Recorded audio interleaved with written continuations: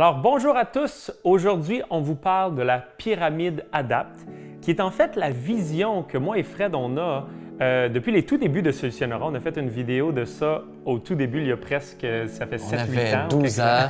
Quelque chose comme ça.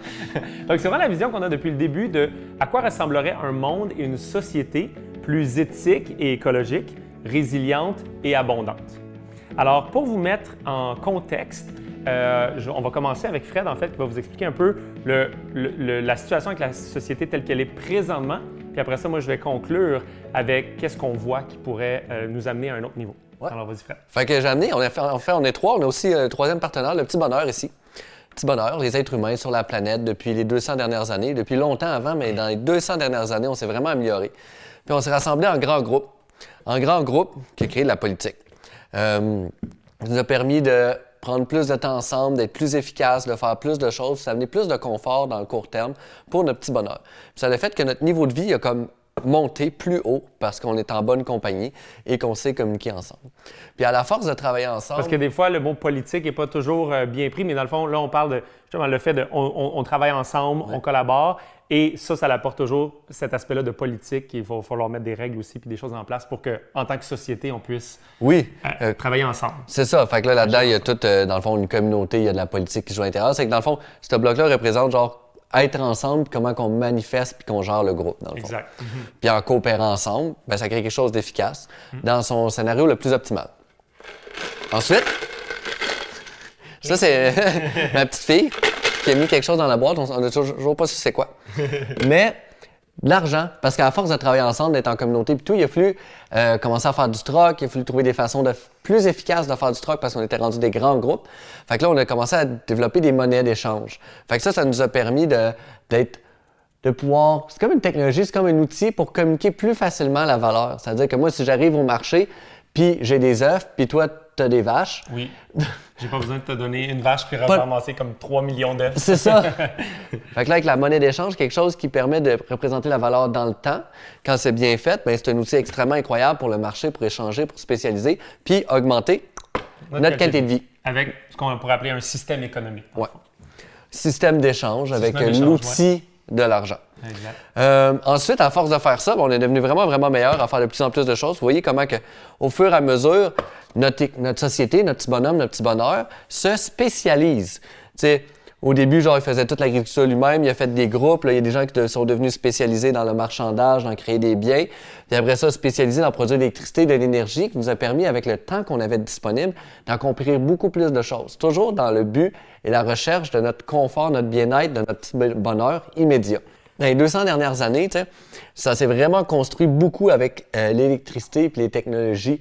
Puis ça a fait qu'on a sorti des champs, qu'il y a de plus en plus de gens qui ont pu s'éduquer, apprendre à lire. En apprenant à lire, avec les lectures, on a pu voir la diversité de points de vue de la planète. La violence a diminué dans l'histoire de l'humanité.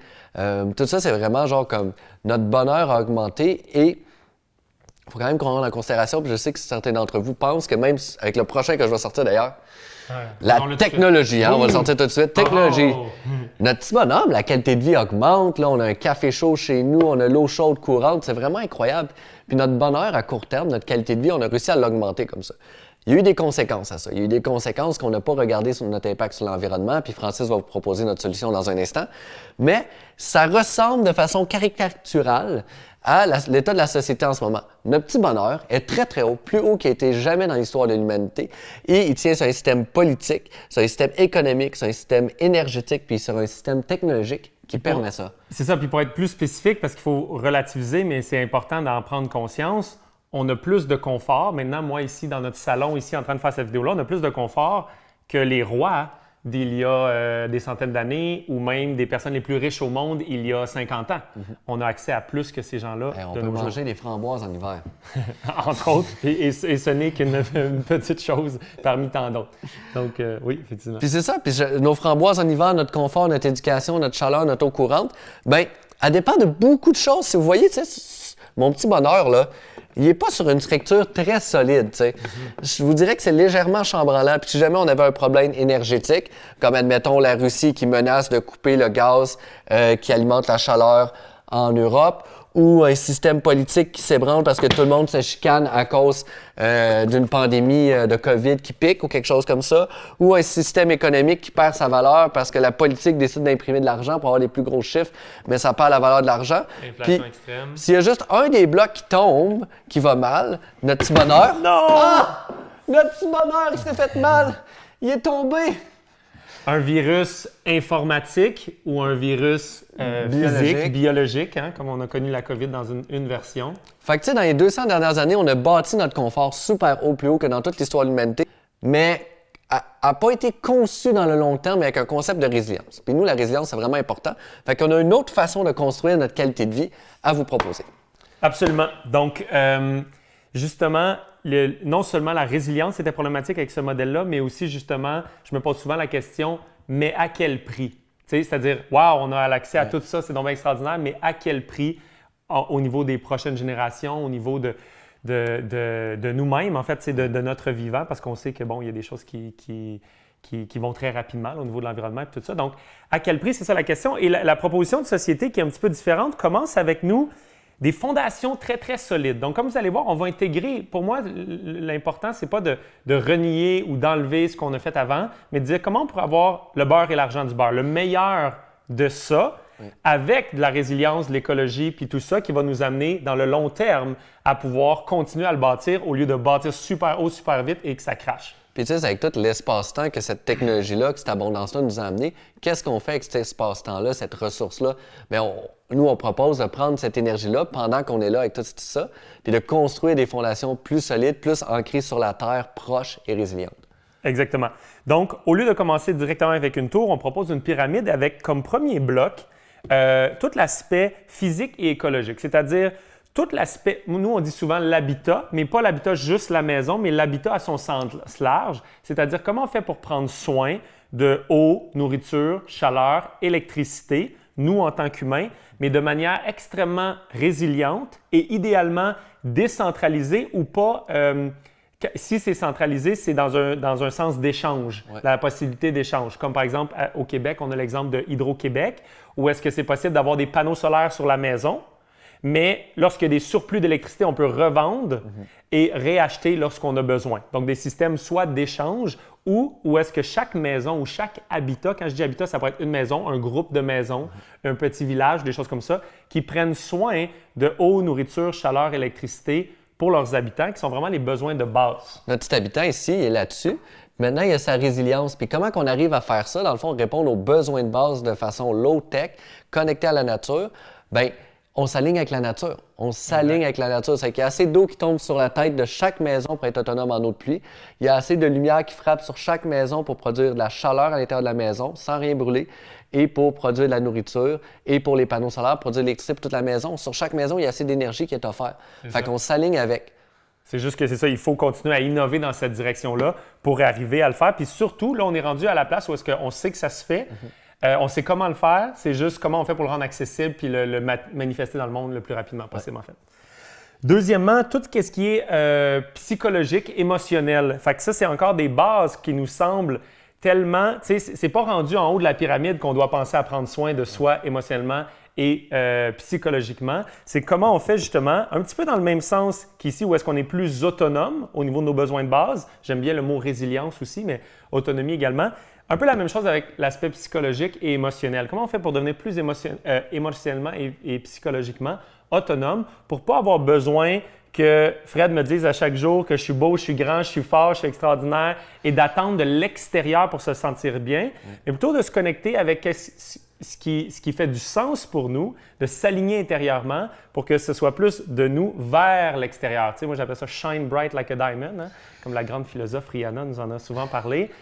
Shine vers l'extérieur, c'est-à-dire qu'on fait le ménage à l'intérieur, on s'aligne, puis de cet espace-là, on peut aller contribuer au monde à l'extérieur. Si je fais un petit résumé des deux, c'est qu'ici, tu crées ton autonomie des besoins de base physique.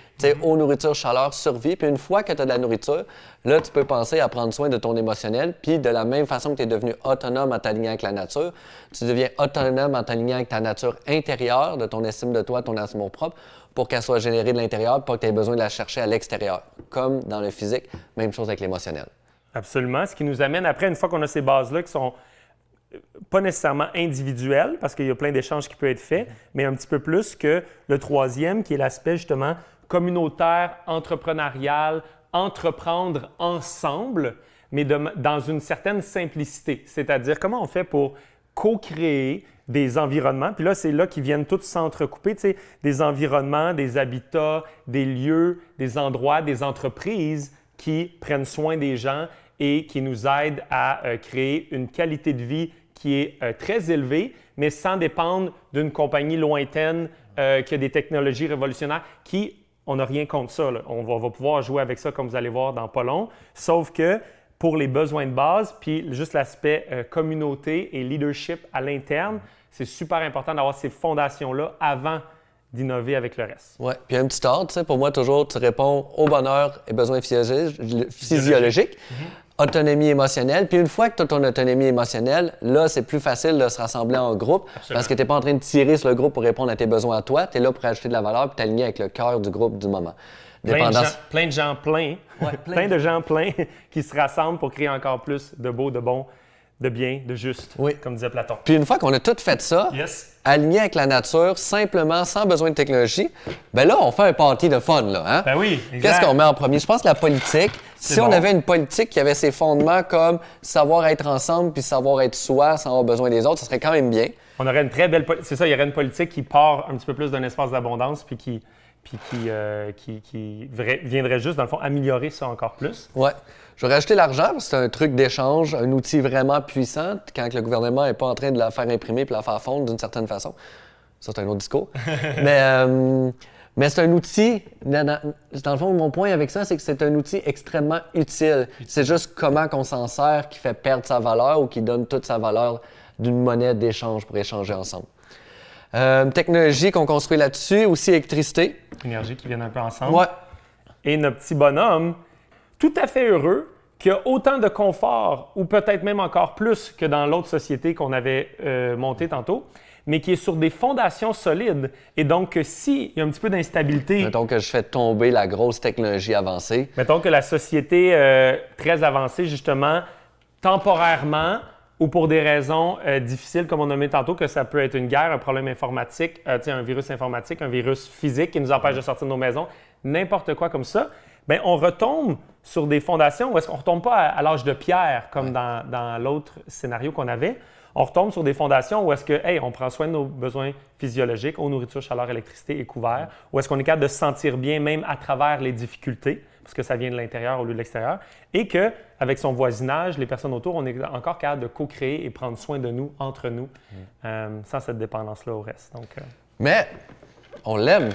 Oui, mais faut juste... mais quand tout va bien, let's go! Party! Fait que le point, là, c'est que pendant qu'on est sur notre tour en ce moment, tu sais, puis c'est une caricature, là, ça exagère les traits, puis qu'on est là, puis qu'on a tout le temps, toutes les ressources, toute la technologie, développons des technologies simples, basées sur s'aligner avec la nature, pour qu'on ait une résilience de base et continuons à construire la société incroyable qu'on lance en ce moment avec la technologie, mais faisons-le de façon à ce que l'énergie, ce qu'on fait est dans un cycle, dans une boucle fermée, puis on arrête de complètement tirer sur les ressources de la nature, mais qu'on s'aligne avec elle pour faire partie de son cycle pour avoir toute cette qualité de vie-là. Et c'est ça qui va nous permettre de créer cette société-là dont on vous parle, plus éthique et écologique, qui viennent ensemble, résiliente et abondante. Notre invitation, c'est de venir construire avec nous la société de demain. Cette société-là où est-ce qu'on a des fondations solides, avec Solutions ERA ou avec d'autres mondes, mais de faire partie de ce mouvement-là, de se créer une société résiliente et abondante et éthique. Fait que voilà, l'invitation est lancée.